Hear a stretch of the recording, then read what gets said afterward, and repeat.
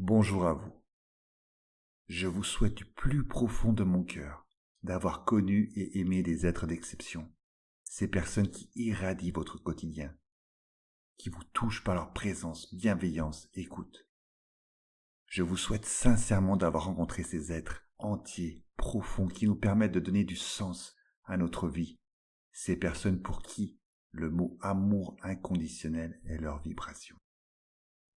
Je vous propose par cet audio de commencer à percevoir, à sentir ce qui semble impossible lorsqu'on est affecté par un deuil, un soupçon, un frémissement d'apaisement.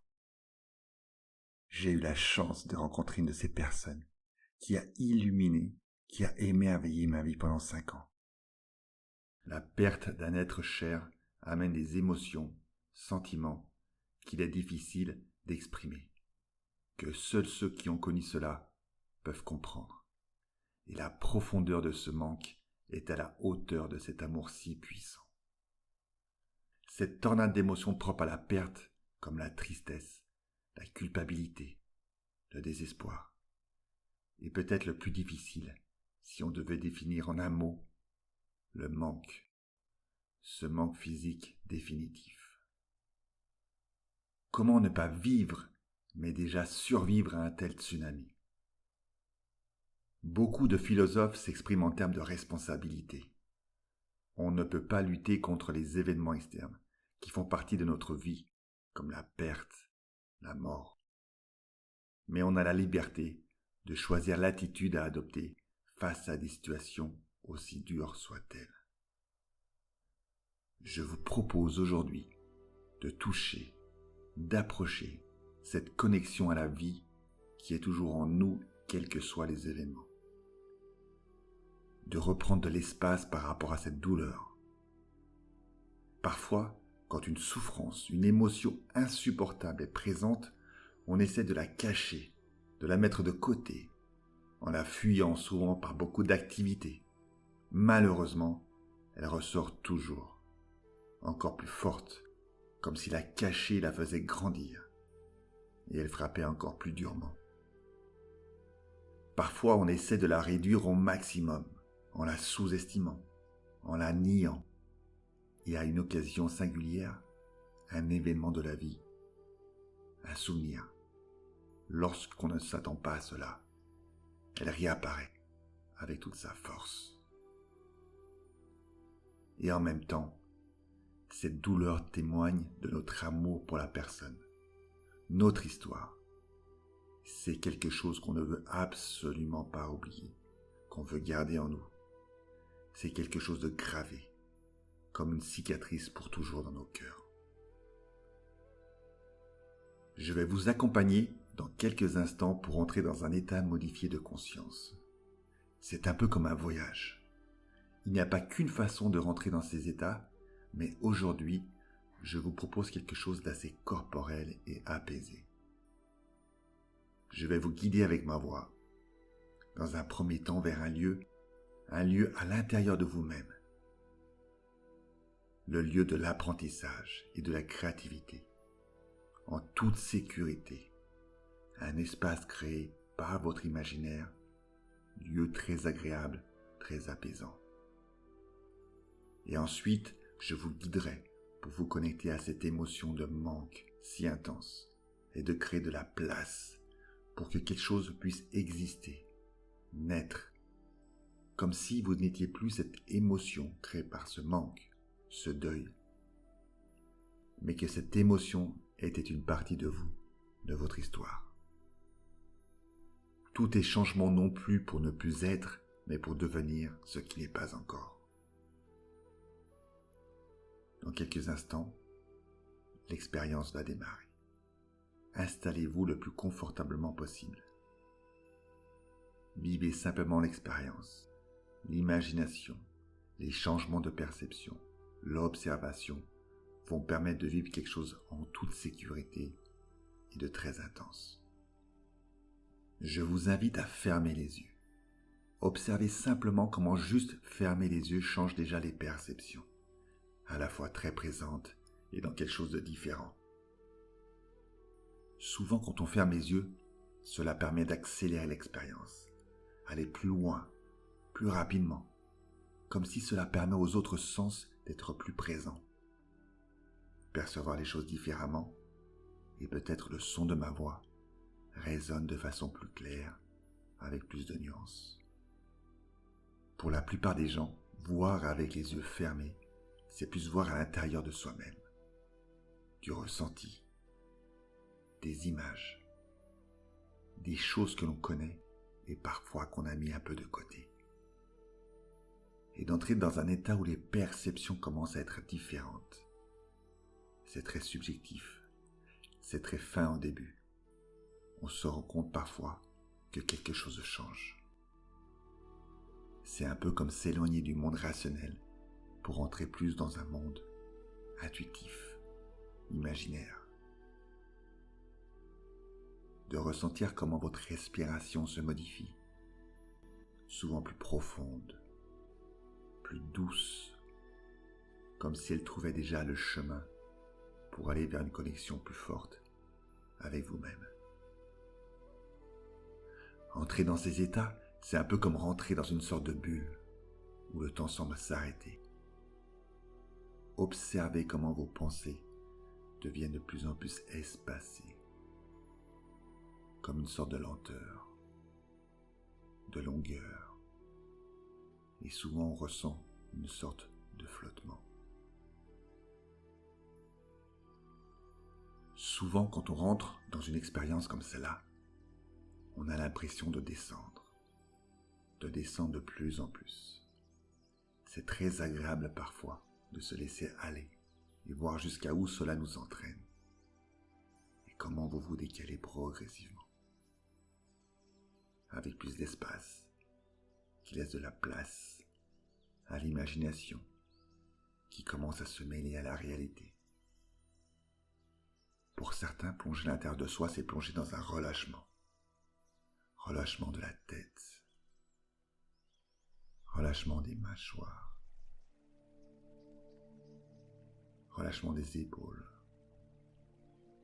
Pour d'autres, c'est plus plonger avec du mouvement, de la légèreté. Et plus vous glissez dans ce monde, plus vos sensations vont s'amplifier. Et la respiration plus profonde, plus lente, qui amène de plus en plus de relâchement, voire une certaine lourdeur. Et pendant que cette respiration se modifie, ce relâchement se diffuse partout dans votre corps.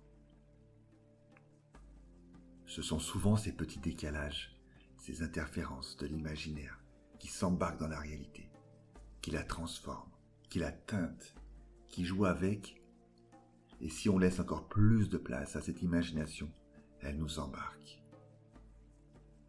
Laissez-vous embarquer, une sorte de lâcher-prise. Et imaginez que vous arriviez à un endroit à l'intérieur de vous, endroit immense, gestion de vos parts inconscientes, où se côtoient les apprentissages, la créativité, vos ressources. Laissez votre imagination créer ce lieu, un lieu imaginaire ou un lieu connu, peu importe, un endroit où vous vous sentez bien, en sécurité, une bulle. Imaginez un lieu où la nature est très présente. Pour certains, une forêt, pour d'autres un arbre, une plage, un lieu coloré ou toute autre chose. Observez-en les détails, les contours, les formes. Et parfois, il n'est pas nécessaire de le voir, mais de le ressentir. De se connecter par ses sensations. Sensations de température, de certaines odeurs, comme ces odeurs douces fruitées, odeurs de la terre, odeurs de la mer, des marchés, d'un parfum. Ressentez l'atmosphère de cet endroit, si particulier, et comment cela pourrait être encore plus apaisant. Puis écoutez-le, écoutez sa sonorité, la façon dont il résonne. Chaque lieu a une sonorité particulière. Le son voyage comme une voix qui résonne dans une pièce, ou même le silence d'une forêt résonne d'une façon propre à elle. Un paysage, une identité sonore, Peut-être entendez-vous le bruit d'une rivière, le bruit d'un animal, des sonorités plus ou moins graves, ou simplement le bruit du silence. Un peu comme si vous vous imprégniez de plus en plus de ce lieu. Plus vous rentrez dans ce lieu, et plus votre état de conscience s'adapte à votre imagination, plus le monde extérieur a moins d'influence. C'est votre imagination qui guide, votre imagination qui crée votre état de conscience.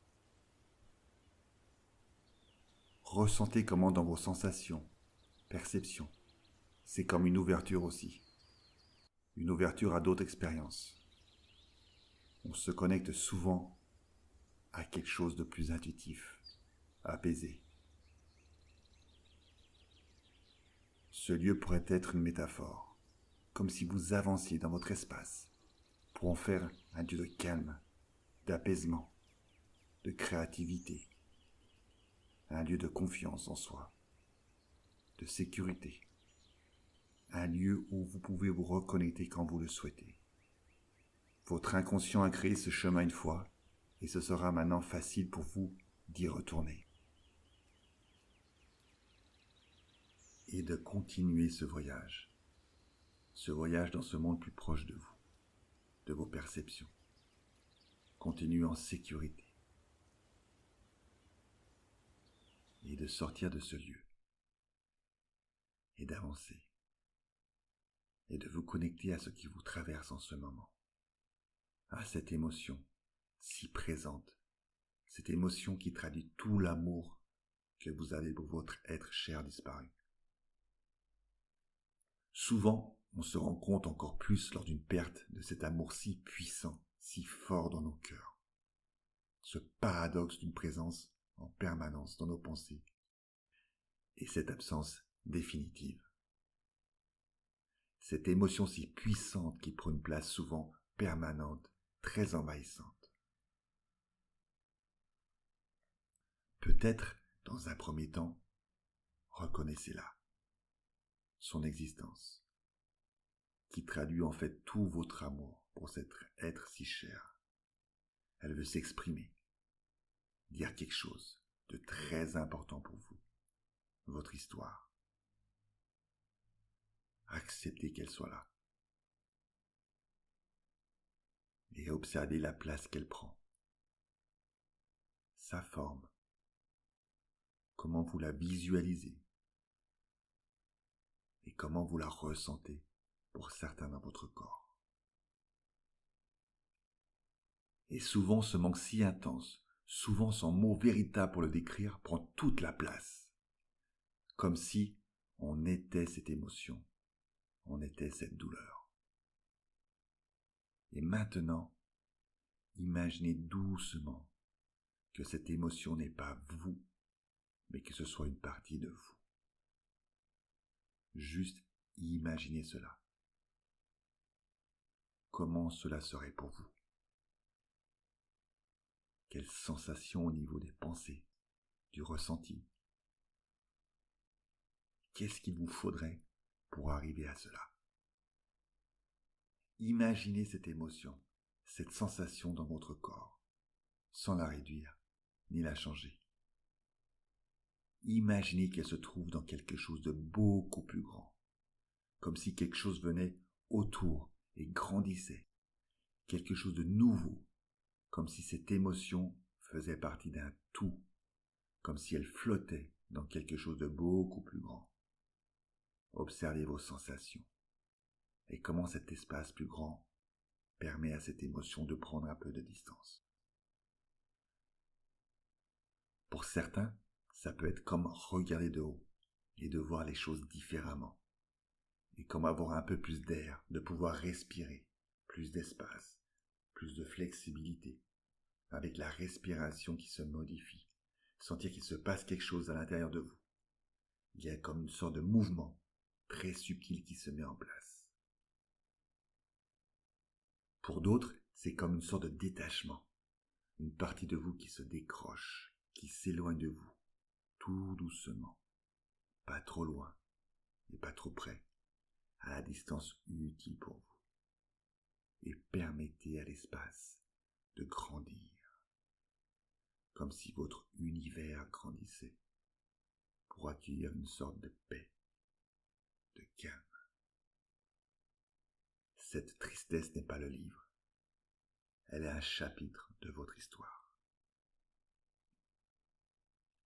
C'est un peu comme imaginez qu'on soit des instruments de musique, un piano, une guitare, un violon, peu importe. On joue en solo, on crée des notes, des mélodies, et un jour on rencontre un autre instrument. On l'écoute, on apprécie sa musique, teintée de rock, d'émotion, peut-être une touche classique, parfois une fausse note, et on se sent attiré mutuellement.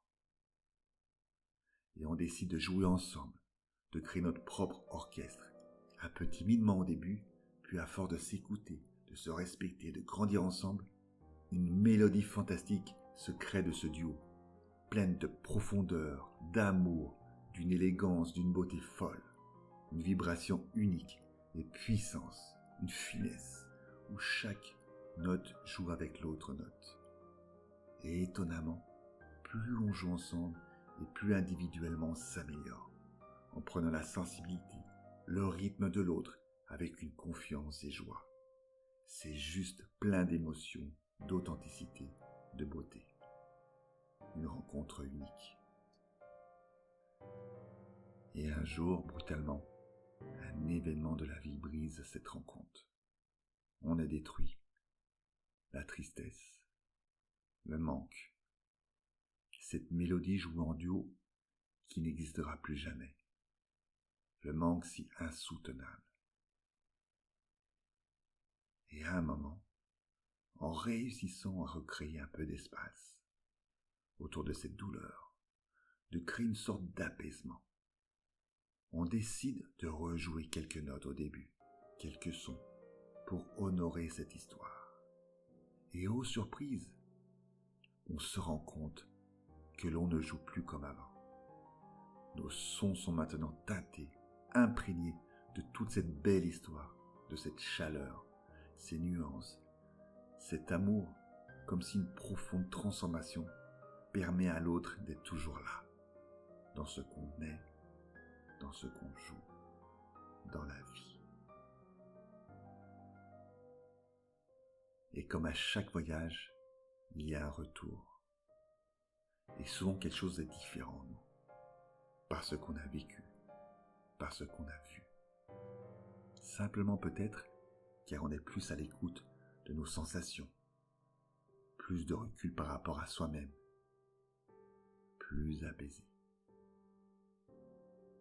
Retour qui commence en prenant plus conscience de votre respiration, plus conscience du son de ma voix, plus conscience de votre corps tout entier. Prendre une grande inspiration et simplement réouvrir les yeux.